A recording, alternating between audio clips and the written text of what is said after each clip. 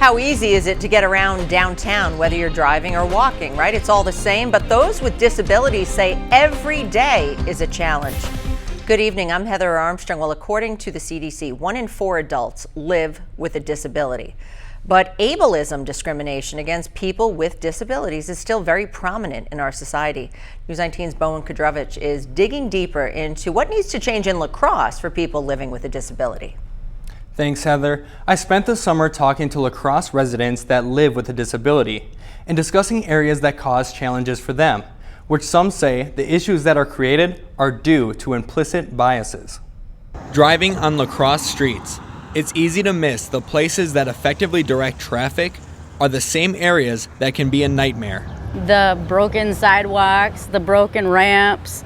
If I had my wheelchair with me, this would not happen because the cracks in the sidewalk, I've almost flipped myself. Wisconsin wear and tear on downtown sidewalks can be a challenge for everyone, especially someone living with a disability. If I had my chair and didn't quite see it, for sure I'd get stuck in that, you know, or trip in it. But it is not just the sidewalk surfaces. The Cass and 7th Street roundabout keeps traffic flowing, but makes it difficult for those with disabilities to cross, as some may rely on listening for traffic. I don't understand why they don't have those flashy lights like they do in middles of blocks with the crossing sections. I don't know why they don't have those there, because at night you can't see people. You almost hit them, and that's really dangerous. I've been hit by cars because people don't stop, they don't care. So the city needs to get serious with it and fix these things. Another area of concern, the West George Street intersection on the north side. As you can see from the intersection behind me, there's not even a button to trigger the signals before you get into the intersection. So you have to cross an uncontrolled intersection to get to the button. Anybody who's in a mechanical wheelchair or needs extra time to cross or is listening for traffic, there's no way for them to come into this business area. And so independently, there's no way for them to travel here, and that takes away people's independence. In 2022, the CDC claims that 26% of adults in the United States live with a disability. So how are city streets less accessible to over a quarter of the population? Many now point to subconscious discrimination built into day-to-day life. When you embrace the notion of ableism existing, and it really is what we call an implicit bias in society, it's attitudes people have grown up with that they take for granted that are either incorrect or destructive in some way.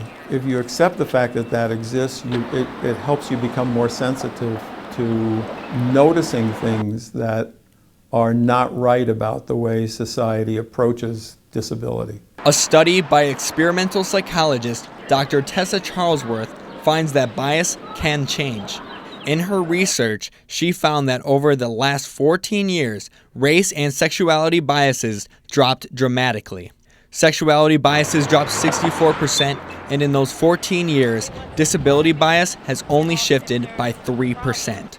Advocates now hope to shift that number further. People with disabilities are not exceptional. They're just like anybody else. I may have had to work through certain struggles to get where I've gotten in life because of my disability, but it doesn't make me any different from anybody else. They were just my struggles. We all struggle with certain things. They also hope being seen as equal will create lasting impacts in their community. There are some big major projects that are going to be coming up on the south side, especially with the roundabouts. Jeff says he hopes all parties involved take a proactive approach to address these issues before rubber meets the road.